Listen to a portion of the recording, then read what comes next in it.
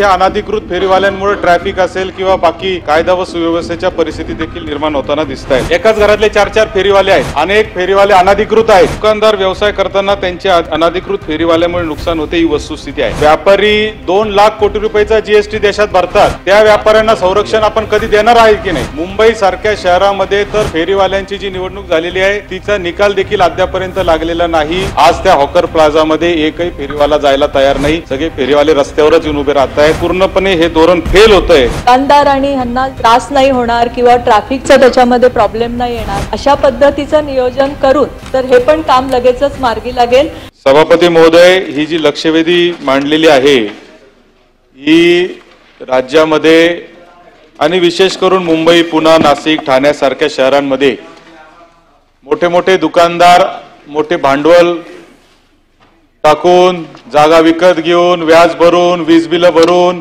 Tax भरून दुकानं चालू करतात आणि त्याच दुकानाच्या समोर एखादा अनधिकृतपणे फेरीवाला येतो आणि तो कुठेतरी व्यवसाय करतो आणि त्याच्यातून दुकानदारावरही त्याच्या व्यवसायावर पण परिणाम होतोय आणि त्याचबरोबर या अनधिकृत फेरीवाल्यांमुळे ट्रॅफिक असेल किंवा बाकी कायदा व सुव्यवस्थेच्या परिस्थिती देखील निर्माण होताना दिसत आहेत।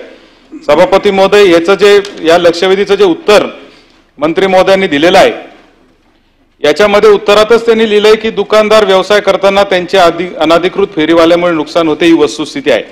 खरं तर दैनिक लोकमतने हा मुद्दा वारंवार मांडला आणि त्याच्यातून हा आमच्या निदर्शनामध्ये आला। व्यापारी 2 लाख कोटी रुपयाचा जीएसटी देशात भरतात, महाराष्ट्रामध्ये 30,000 कोटी रुपयाचा जीएसटी भरला जातो, त्या व्यापाऱ्यांना संरक्षण आपण कधी देणार आहे की नाही?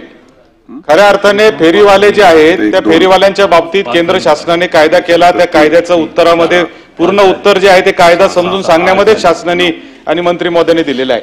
कायदा आम्हाला माहिती आहे, फेरीवाल्यांचा कायदा आलेला आहे, सगळ्या गोष्टी आहेत, त्याच्या निवडणुका होतात, स्थानिक स्वराज्याच्या निवडणुकामध्ये ते स्थानिक स्वराज्य संस्थांमध्ये त्याच्या निवडणुका झाल्यात। मात्र त्या कायद्याची अंमलबजावणी जी आहे ती महापालिका असेल, नगरपालिका असेल, नगरपंचायती असेल यांच्या माध्यमातून अतिशय बेजबाबदारपणे केली जाते। एकाच घरातले 4-4 फेरीवाले आहेत। अनेक फेरीवाले अनधिकृत आहेत। मुंबई सारख्या शहरामध्ये तर फेरीवाल्यांची जी निवडणूक झालेली आहे तिचा निकाल देखील अद्यापर्यंत लागलेला नाही। जे हॉकर्सची जी कमिटी आहे त्याचा निकाल देखील मुंबई महापालिकेचा अद्यापर्यंत लागला नाही, कारण कोर्ट मॅटरचं कारण या ठिकाणी दिलं जाते। 2-2 वर्ष ते कोर्ट मॅटर चालतायत।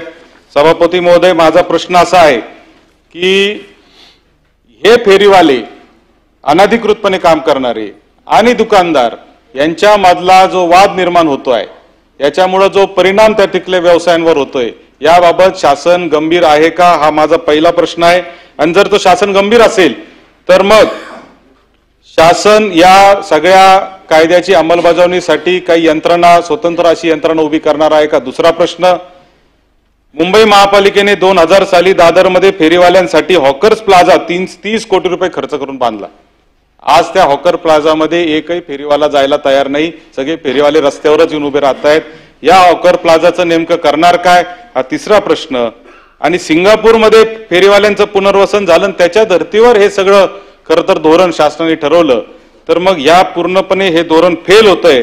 त्याबाबत शासन नेमकं काय ऍक्शन घेणार आहे हे मला उत्तर, स्पेसिफिक उत्तर मंत्री महोदय पाहिजे 4 प्रश्नांचे।